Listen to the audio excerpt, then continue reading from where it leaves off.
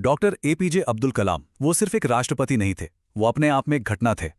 तो सवाल यह है कि आखिर कैसे एक वैज्ञानिक भारत की सामूहिक उम्मीदों और सपनों का प्रतीक बन गया। चलिए इस सफर पर चलते हैं और जानते हैं। उन्हें एक खास नाम से जाना जाता है, जनता के राष्ट्रपति।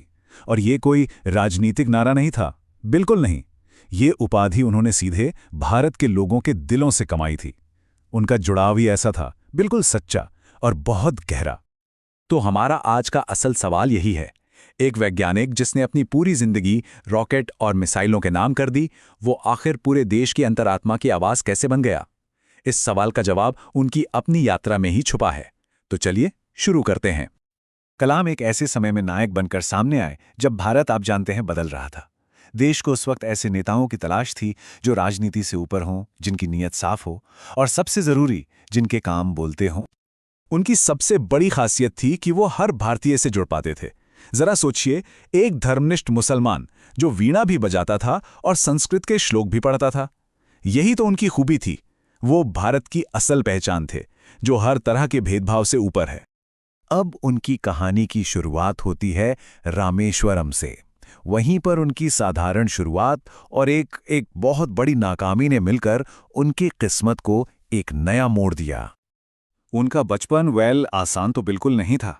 एक नाव मालिक के बेटे थे और अपने परिवार की छोटी सी आमदनी में हाथ बटाने के लिए, पता है, बचपन में अखबार बांटा करते थे। लेकिन इन मुश्किलों ने उनके अंदर कड़वाहट नहीं भरी, बल्कि मेहनत और हर हाल में डटे रहने का जज्बा भर दिया। और उनका एक ही सपना था, सिर्फ एक जुनून था कि भारतीय वायुसेना में फाइटर पायलट बनना है। आसमान में उड़ने का यही सपना उनकी हर महत्वाकांक्षा का केंद्र था।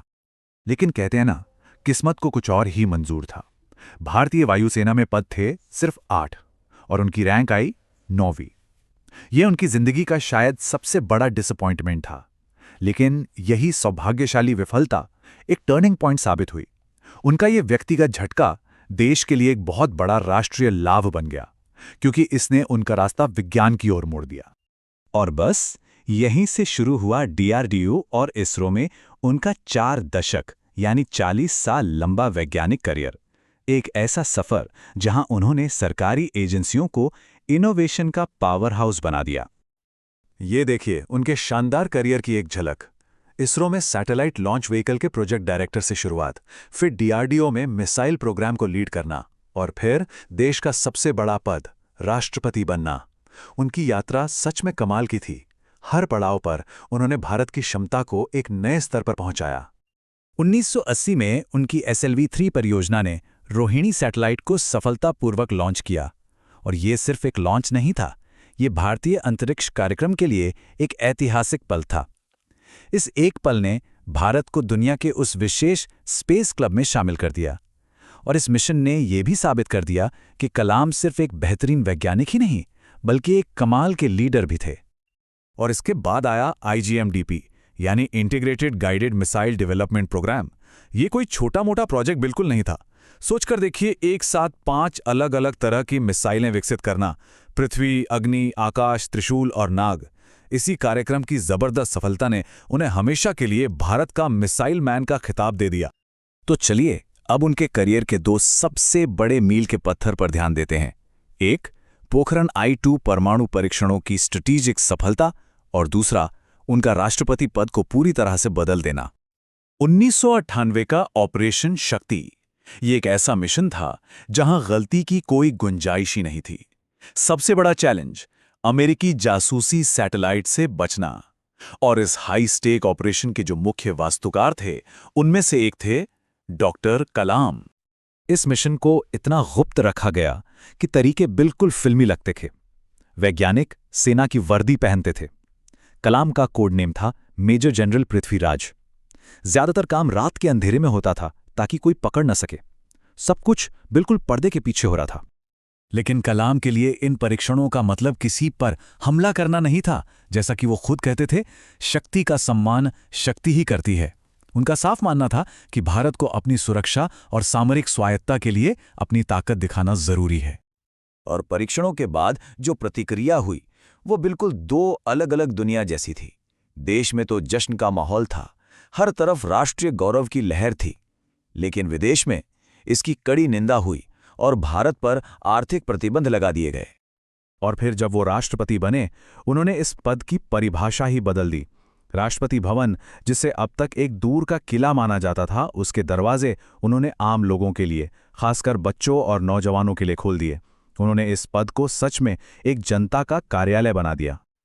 अपने कार्यकाल में उन्होंने देश के सामने दो बड़े विजन रखे। एक था विजन 2020, यानी भारत को एक विकसित राष्ट्र बनाने का रोड मैप, और दूसरा था पूरा, जिसका मकसद था गांवों तक शहरी सुविधाएं पहुंचाना, ताकि विकास का अंतर कम हो। उन्होंने अपने इस पद का इस्तेमाल देश को एक साझा लक्ष्य की तरफ बढ़ाने के लिए किया। राष्ट्रपति पद छोड़ने के बाद भी उनका मिशन खत्म नहीं हुआ। असल में शायद यहीं से उनका सबसे महत्वपूर्ण रोल शुरू हुआ, देश के शिक्षक का रोल, एक ऐसी भूमिका जो उन्होंने हमेशा निभाई। उनकी आत्मकथा विंग्स ऑफ फायर यानी अग्नि की उड़ान को ही ले लीजिए। इस किताब ने उनके विचारों को एक व्यक्तिगत विश्वसनीयता दी। ये मुश्किल से मुश्किल हालात में भी डटे रहने की एक शक्तिशाली कहानी है। फिर आई उनकी किताब इंडिया 2020। ये सिर्फ एक सपना नहीं था, ये एक ब्लूप्रिंट था, एक एक्शन प्लान, जिसमें बताया गया था कि कैसे टेक्नोलॉजी और आत्मनिर्भरता के जरिए हम भारत को एक विकसित राष्ट्र बना सकते हैं। और आखिर में इग्नाइटेड माइंड्स यानी तेजस्वी मन में उन्होंने सीधे देश के नौजवानों से बात की। ये किताब एक तरह का मनोवैज्ञानिक टूल किट है जो उन्हें बड़े सपने देखने की हिम्मत देती है। उनका संदेश बिल्कुल साफ था, छोटा लक्ष्य एक अपराध है। तो आखिर में डॉक्टर कलाम की विरासत हमारे सामने एक बहुत बड़ा सवाल छोड़ जाती है। क्या सच्चे नेतृत्व को शक्ति से मापा जाना चाहिए या प्रेरणा से? शायद इसी सवाल के जवाब में उनकी पूरी जिंदगी का मतलब छिपा है।